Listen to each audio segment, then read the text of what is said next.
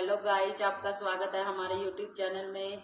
आज फिर मैं आपके सामने बहुत ही कम शब्दों में एकादशी की व्रत कथा, जिसे परिवर्तनीय एकादशी व्रत कथा भी कहा जाता है, आपके सामने लेकर आई हूँ। तो कृपया ध्यान से सुनिए और हमारे चैनल को लाइक शेयर सब्सक्राइब जरूर कीजिए। धन्यवाद।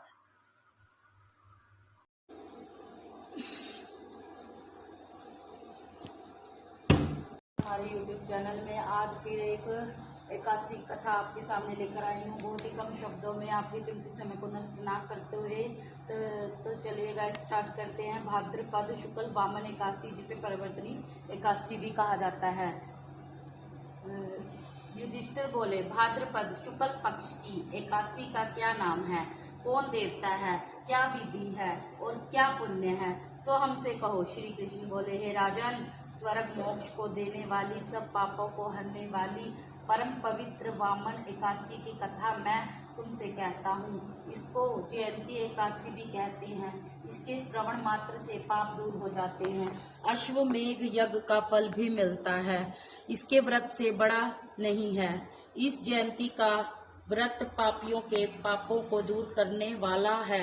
इस एकादशी को शयनी एकादशी शयन एकादशी को शयन करते हुए भगवान ने करवट ली है।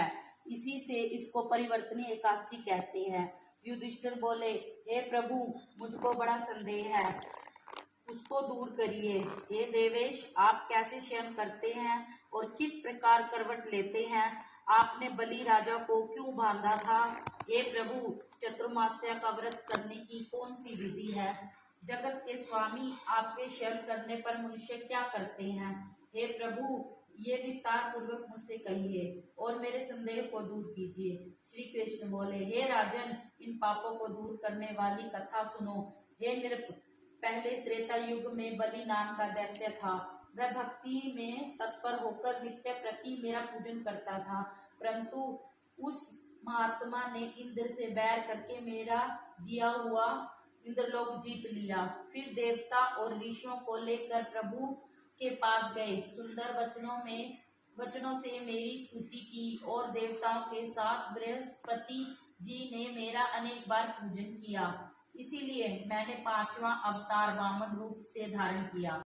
जिसमें स्थिर है, ऐसे उग्र रूपधारी वामन ने सत्य में तत्पर राजा बलि को जीत लिया। युधिष्ठिर बोले, आपने वामन रूप से असुर बलि राजा को कैसे जीत लिया?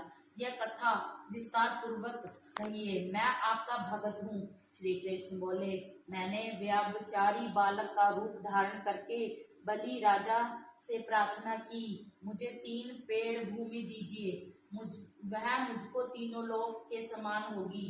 हे राजन, यह दान मुझको देना चाहिए, इससे कुछ विचार नहीं करना चाहिए। मेरे ऐसे कहने पर राजा ने 3 पेड़ भूमि दान कर दी। संकल्प करते ही मैंने एक पैर से तो पृथ्वी नाप ली और दूसरे से स्वर्ग नाप लिया। हे राजन, अब मेरे तीसरे पैर के लिए स्थान बतलाओ। इस तरह मेरे कहने पर राजा ने अपना मस्तक दे दिया। तब मैंने उसके माथे पर एक पैर रख दिया। फिर मेरी पूजा करने वाला बलि राजा पाताल को चला गया।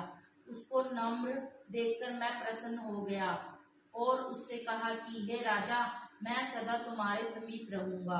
मेरी एक मूर्ति बलि राजा के आश्रम में निवास करती है और दूसरी मूर्ति क्षीरसागर में शेष जी के ऊपर शयन करती है। जब कार्तिक की एकादशी आती है, वहां तक भगवान शयन करते हैं। इस बीच में जो पुण्य किया जाए, या सब पुण्यों से उत्तम होता है। हे राजन, इस कारण से इस एकादशी का व्रत यत्नपूर्ण करना चाहिए। यह बहुत पवित्र हो और पापों को दूर करने वाली है। सोते हुए प्रभु ने इस एकादशी को करवटली भी कहा है। इससे चांदी और चावल सहित दही का दान करना चाहिए।